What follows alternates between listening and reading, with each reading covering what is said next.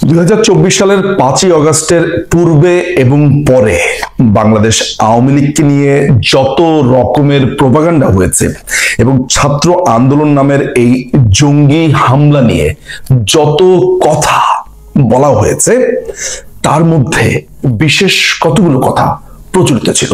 আমি যেখানে গেছি, যেই আড্ডাতে গেছি, যেখানে কথা বলছি, টকশো থেকে শুরু করে নানান জায়গায় জনাব ওবায়দুল কাদেরকে বারবার বিদ্ধ করে বলা হয়েছে যে তিনি নাকি ছাত্রলীগকে ছাত্রদের বিরুদ্ধে লেলিয়ে দিয়েছেন এবং সেখান থেকেই নাকি ঘটনার সূত্রপাত।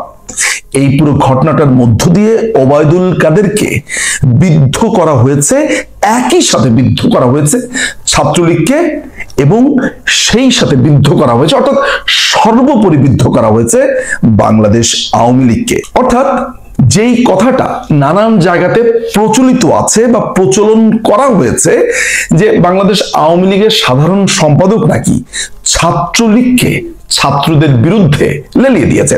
আমি যখন এই প্রশ্নটা বিভিন্ন মানুষকে করেছি এবং জানতে চেয়েছি, আশ্চর্য ব্যাপার হচ্ছে তাদেরকে যখন বলেছি এক্স্যাক্টলি জনাব ওবায়দুল কাদের 15ই জুলাই 2024 সালে ধানমন্ডির পার্টি অফিসে কি বক্তব্য দিয়েছিলেন, যখনই আমি এই প্রশ্ন সাধারণ মানুষ থেকে বিভিন্ন মানুষকে করেছি, তারা তখন বলা শুরু করলো আমি শুনেছি, পত্রিকায় পড়েছি। আমার তখন খুব ইচ্ছে হলো জনাব ওবায়দুল কাদের সাথে কথা বলবার। আমি তাকে জিজ্ঞেস করেছি, তিনি আমাকে জিজ্ঞেস করেছেন তুমি আমার সেই বক্তব্য দেখেছিলে? একই সাথে আমি বাংলাদেশ ছাত্রলীগের সভাপতি জনাব সাদ্দাম হোসেনকে জিজ্ঞেস করেছিলাম যে জনাব ওবায়দুল কাদের কি আপনাদেরকে বলেছিল এই ছাত্রদেরকে গিয়ে আক্রমণ কর, ছাত্রদেরকে গিয়ে পেটা? জনাব সাদ্দাম হোসেন আমাকে বলেছে প্রশ্নই আসে না, এমন কোনো কথা বলাই হয়নি এবং আক্রমণটা আমাদের উপরে করেছে সেটি বিজয় 71 হলে আক্রমণের মধ্য দিয়ে শুরু হয়েছে। 15ই জুলাই 2024 তারিখে জনাব ওবায়দুল কাদের ধানমন্ডি 3 এর পার্টি অফিসে এক্স্যাক্টলি কি বলেছিলেন, চলুন আমরা সেই ভিডিও দেখে নেই। ছাত্র আন্দোলন এবং ছাত্র আন্দোলনের যে বক্তব্য তার জবাব দেওয়ার জন্য ছাত্রলীগ সহ যারা তাদের এই আত্মস্বীকৃত রাজাকার, যারা নিজেদের অত্যন্তপূর্ণ মানসিকতা প্রকাশ ঘটিয়েছে গত রাতে, তার জবাব তারাই।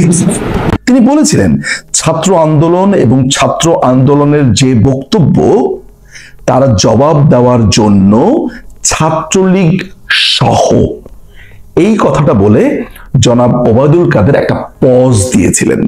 এখন ছাত্রলীগ একা বলেননি, ছাত্রলীগ সহ বলেছেন, অথচ আপনারা বলার সময় কি বলেছেন যে তিনি বলেছেন ছাত্রলীগ জবাব দেবে। প্রথম ভুল, তিনি ছাত্রলীগ একা বলেননি, বলেছেন ছাত্রলীগ সহ।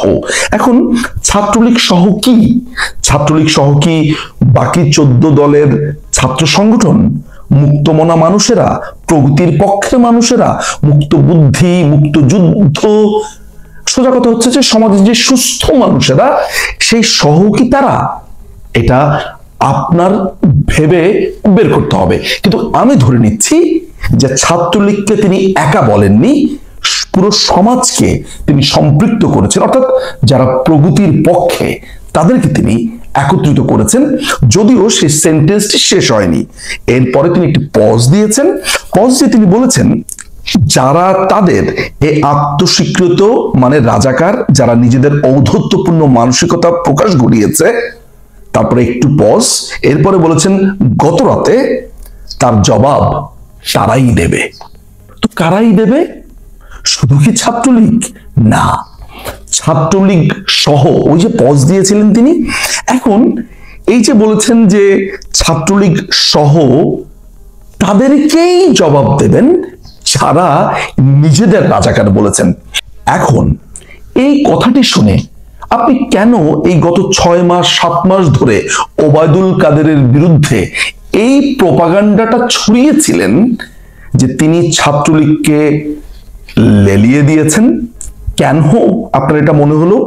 আমাকে একটু বুঝিয়ে বলুন তো, যে জবাব দেবে ছাত্রলীগ সহ বাকি মুক্তমনা প্রগতিশীল মুক্তিযুদ্ধের পক্ষে, সেই জবাবটা তো বিতর্ক দিয়ে হতে পারে, সেই জবাবটা তো হতে পারে মুক্তিযুদ্ধের পক্ষে স্লোগান তুলে, সেই জবাবটা তো হতে পারে মুক্তিযুদ্ধের গান গেয়ে, মুক্তিযুদ্ধের পক্ষে বঙ্গবন্ধু, জাতীয় চার নেতা, মুক্তিযোদ্ধাদের ইতিহাস আরো বেশি বেশি পাঠ করে।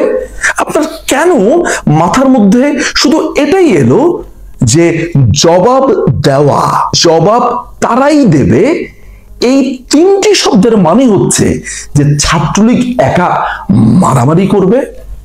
তার মানে আপনার মাথাতে ওই মারামারি ব্যাপারটাই ছিল। আপনি যদি এটা ভাবতেন যে ছাত্রলীগ সহ বাকিরা আমি যা বলেছি সেভাবে জবাব দেবে, যেমন বক্তৃতা, গান, ইতিহাস, বইপত্র, বিতর্ক, আপনার এগুলো মাথাতে আসেনি।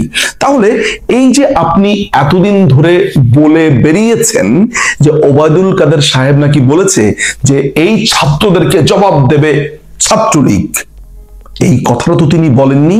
তিনি যা বলেছেন সেটির ভিডিও আমি দেখিয়েছি, ট্রান্সক্রিপ্ট আপনাদের সুবিধার জন্য পড়েও দেখিয়েছি এবং সেটির ব্যাখ্যাও করেছি।